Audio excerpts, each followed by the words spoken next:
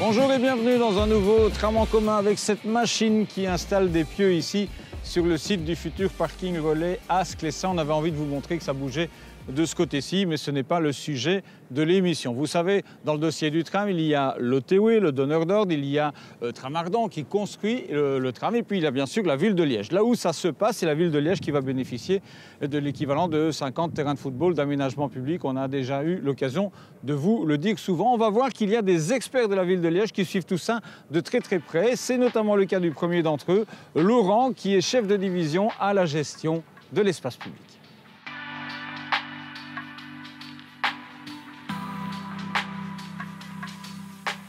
Pendant la phase d'étude, c'est à chaque fois qu'on rencontre un questionnement, une particularité du projet, là je retourne vers les spécialistes pour avoir leur avis, avoir leur expertise.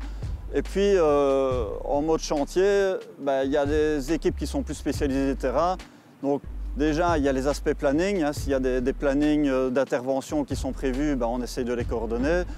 Il y a tous les imprévus qui peuvent être découverts, que ce soit dans les réseaux d'égouttage, les réseaux concessionnaires. Et donc là, voilà, on fait de nouveau intervenir tous nos spécialistes. Et puis, en termes de surveillance, voilà, on a plusieurs conducteurs qui sont là à temps plein et qui suivent toutes les évolutions du chantier.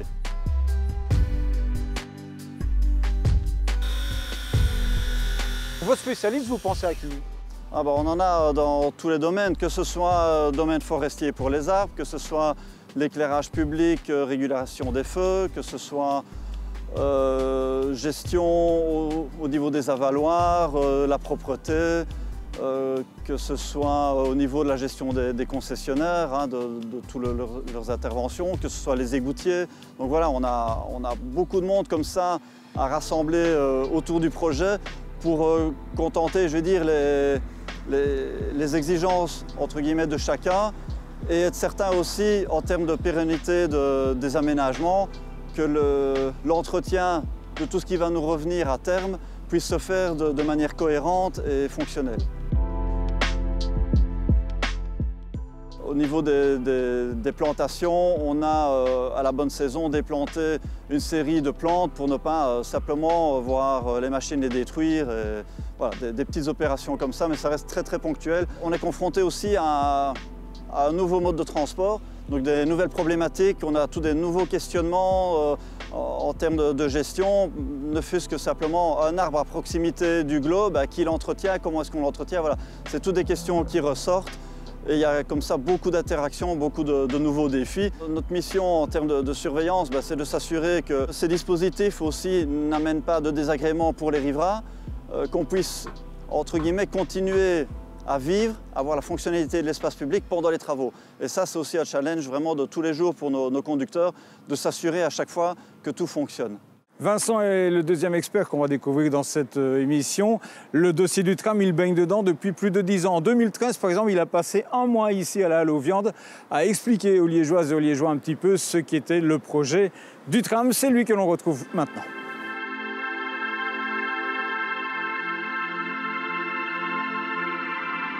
Les mentalités ont changé. Je crois qu'il y a une assimilation de la population à ce projet au fur et à mesure qu'il avance, qu'il réalise un peu ce qui va se passer. Mais c'est vrai qu'en 2013, c'était un rôle assez important. C'était vraiment de bien expliquer le projet à la population qui venait consulter le dossier et aussi de répondre à leurs inquiétudes par rapport à ce bouleversement qu'ils allaient avoir dans leur quartier. Pour l'instant, on assure un peu la coordination entre le projet du tram et tous ces projets qui sont connexes en interface directe avec le tram. Alors nous avons par exemple ici l'exemple de la place de Coron-Meuse. Donc comme vous l'avez dit, lorsqu'on a étudié le projet de tram, on n'avait pas encore connaissance de ce qui allait se passer ici sur l'écoquartier. Et donc on a un peu confronté les deux aménagements et on s'est rendu compte que voilà, il manquait un peu de cohérence et donc on a dû adapter les plans qui étaient initialement prévus dans le permis de tram pour correspondre au mieux à ce qui était prévu dans le projet d'écoquartier. Et ça veut dire quoi? Ça porte sur des formes ou des choix de pavés, de couleurs de pavés, de hauteur de trottoir, que sais-je? Voilà, on est plus vraiment dans l'adaptation, on n'est pas vraiment dans une remise en cause du tracé du tram ou des voiries. Donc on parle essentiellement des revêtements et du moyen de plantation, des plantations. Donc nous, c'est vraiment veiller à ce que les aménagements correspondent vraiment à ce que l'on souhaite.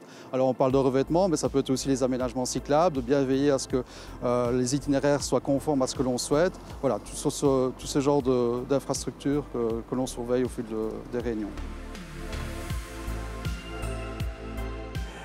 Voilà donc pour ces deux experts de la ville de Liège et leur mission. D'une part, s'assurer que la ville bénéficiera bien des aménagements prévus dans le cadre de l'installation du tram, les fameux 50 hectares, et puis qui s'assure aussi que la vie puisse suivre son cours le plus normalement possible durant le chantier en Cité Ardente. C'est la fin de cette émission. Merci à vous de l'avoir suivi et à la semaine prochaine. Le tram, on l'a toutes et tous en commun.